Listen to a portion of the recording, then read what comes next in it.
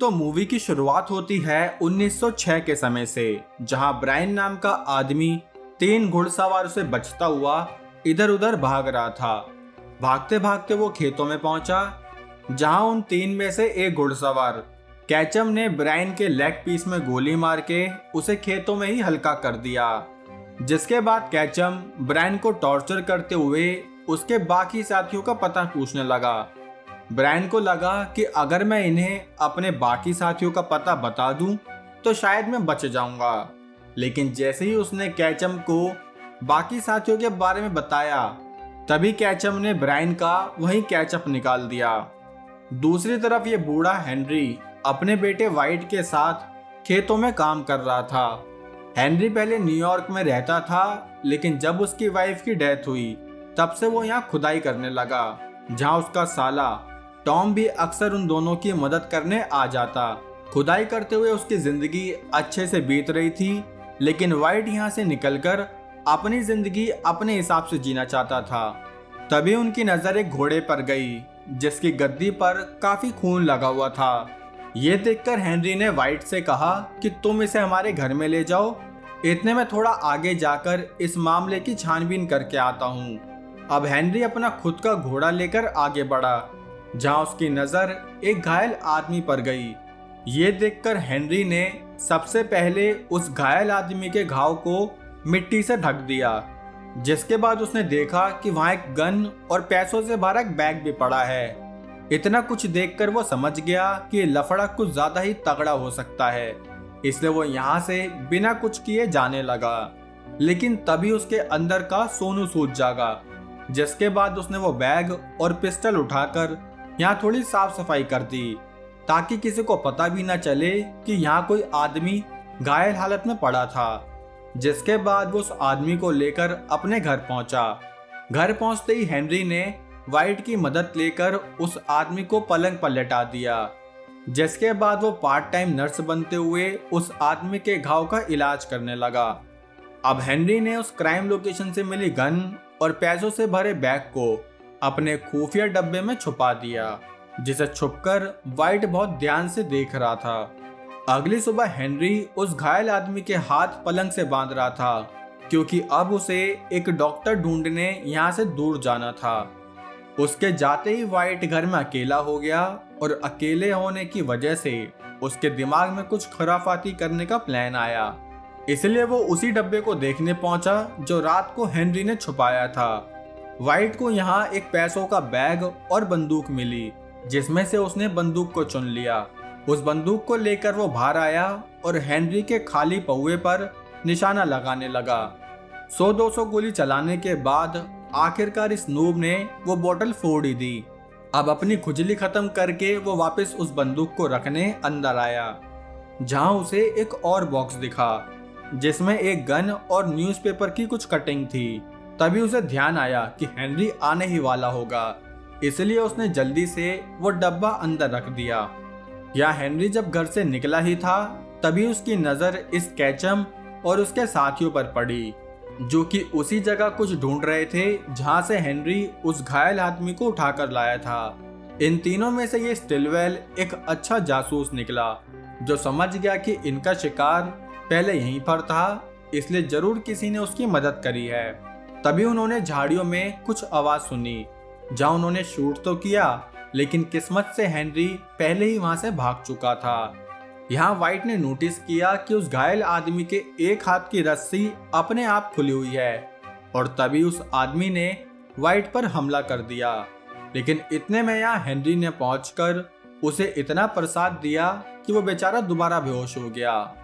अब जब उसकी आंख खुली तो हेनरी ने उसे पहले ही एक चेयर से बांध रखा था।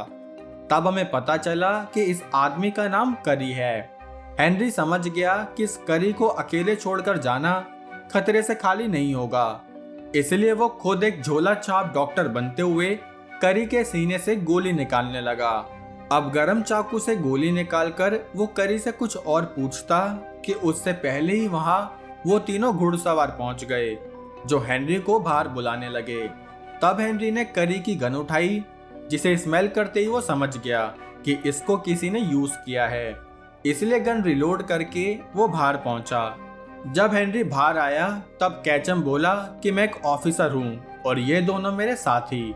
असल में हम यहाँ एक करी नाम के क्रिमिनल को ढूंढने आए हैं जो खुद को एक ऑफिसर ही बताता है। साथ ही वो हेनरी की पर्सनल जिंदगी के बारे में भी पूछताछ करने लगा। तब हेनरी बोला कि यहाँ तो ऐसा कोई आदमी नहीं आया, साथ ही मैं यहाँ अपने बेटे के साथ रहता हूँ। ये कहकर उसने कैचम को यहाँ से भेज दिया। अब अंदर आते ही उसने सबसे पहले वाइट को एक रसीद दी क्योंकि उसने करी की गन चलाई थी। इस बात से गुस्सा होकर वाइट थोड़ा बक बकाकर यहाँ से बाहर चला गया।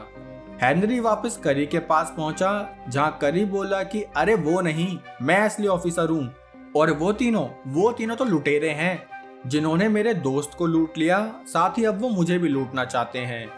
लेकिन हेनरी सोच रहा था कि अगर वो तीनों लुटेरे थे तो उन्होंने उसे शूट क्यों नहीं किया। तभी करी बोला कि देख लेना, वो लोग वापस जरूर आएंगे। यहाँ ये तीनों हेनरी के बारे में डिस्कस करने लगे। तब डुगान बोला कि आखिर हम 3 थे, तब भी हमने हेनरी को शूट क्यों नहीं किया। तब कैचम बोला कि हेनरी ने जिस तरह से गन पकड़ी थी वो कहीं से भी सिर्फ एक फार्मर तो नहीं लग रहा था। साथ ही मुझे नहीं लगता कि हेनरी सिर्फ पैसों के लिए करी को छुपा रहा होगा, इसलिए पहले हमें उसकी असल सच्चाई पता करनी होगी। जिसके लिए कैचम ने डुगान को हेनरी की झोपड़ी पर नजर रखने के लिए कहा और अब वो खुद स्टिलवेल के साथ टॉम से पूछताछ करने जाएगा। यहाँ रात को हेनरी ने वाइट को घर में बुलाया क्योंकि शायद अब वो तीनों इनके घर पर हमला कर सकते थे। जिसके बाद उसने करी को ऐसे कड़ी खिलाई जैसे वो अभी भी उसकी नर्स बना हुआ हो। खैर अभी तक उसने करी को इसलिए बांध रखा था क्योंकि उसे अभी भी करी पर पूरा विश्वास नहीं था। यही चेक करने के लिए उसने करी का एक हाथ खोल दिया। जिसके बाद वो टेबल पर गन रख के किचन में चला गया ताकि वो ये देख सके कि वो कोई हरकतबाजी करेगा या नहीं। लेकिन करी ने सीधा बच्चा बनते हुए कुछ हरकत नहीं करी। ये देखकर हेनरी को उस पर पूरा विश्वास हो गया कि ये बंदा कुछ गलत नहीं करेगा। जिसके बाद उसने करी का दूसरा हाथ खोलकर कहा कि अब तुम यहाँ से जा सकते हो क्योंकि वो तीनों घोड़े यहाँ कभी भी आ जाएंगे। उसने कहा ही था कि तभी बाहर से डुगान हेनरी के घर में फायरिंग करने लगा, जिसको देखकर करी ने भी उस पर फायरिंग शुरू कर दी। तभी वाइट जल्दी से बाहर आया कि यहाँ किसकी बर्थडे पार्टी चल रही है और तभी उसके हाथ से एक गोली छू कर निकल गई जिससे वो वहीं घायल हालत में पड़ गया।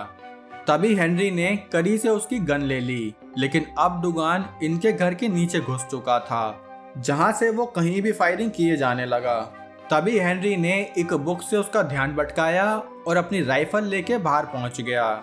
बाहर आकर उसने भी अपने घर के नीचे अंधाधुंध फायरिंग शुरू कर दी। ये देखकर डुगान यहाँ से भागने लगा, लेकिन तभी हेनरी ने एक गोली उसके लेग पीस में मारी जिससे कि डुगान वहीं नीचे गिर पड़ा। हेनरी ने उससे पकड़कर पूछा कि तुम्हारे बाकी साथी कहाँ हैं, लेकिन डुगान ने उसे कुछ नहीं बताया।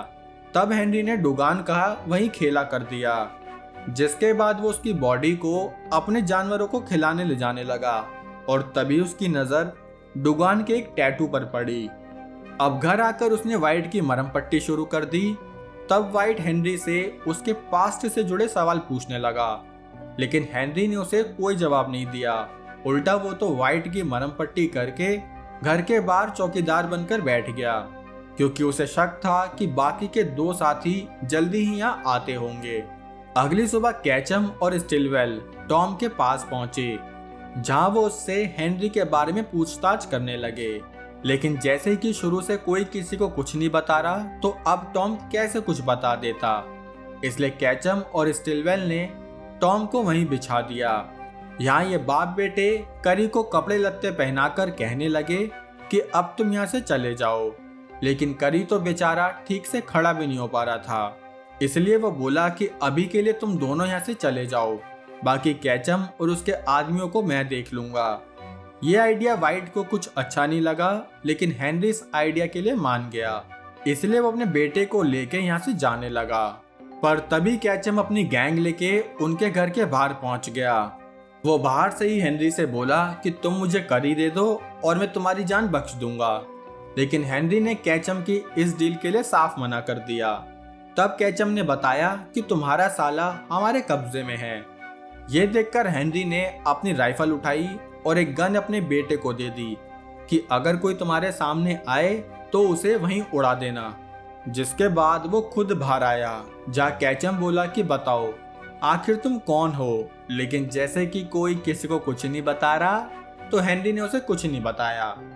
फिर कैचम बोला कि अगर करी को मेरे हवाले नहीं किया तो मैं इस टॉम को वाइट की मॉम के पास भेज दूंगा। ये सुनकर टॉम बोला कि तुम्हें पता नहीं है तुम किस बंदे से पंगा ले रहे हो। तभी कैचम को इस बात से गुस्सा आ गया और उसने वहीं टॉम को वाइट की मॉम के पास भेज दिया। ये देखकर गुस्से में वाइट ने उन सब पर फायरिंग स्टार्ट कर दी, जिसके बाद हेनरी उसे वापस अंदर लाया और बोला कि शांति से यहीं बैठे रहो मेरे लाल। अब हेनरी ने अपनी फैंसी ड्रेस पहनी और बाहर आकर कैचम के आदमियों पर अंधाधुंध फायरिंग शुरू कर दी। उसका निशाना इतना तगड़ा था कि उसके आगे कैचम का कोई आदमी नहीं टिक पाया। तभी बचे हुए गुंडों ने हेनरी के घर को चारों तरफ से घेर लिया, लेकिन जब हेनरी बाहर आया तो उसने एक चाकू से उन गुंडों की सारी एसिडिटी खत्म कर दी।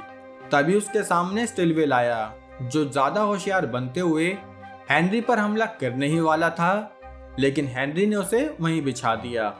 अब यहाँ सिर्फ कैचम बचा था, जिसने छुपकर हेनरी को उड़ा दिया। इससे हेनरी गिरता हुआ वहीं जंगल में पहुंचा, जहाँ इनके बीच पकड़म पकड़ाई शुरू हो गई।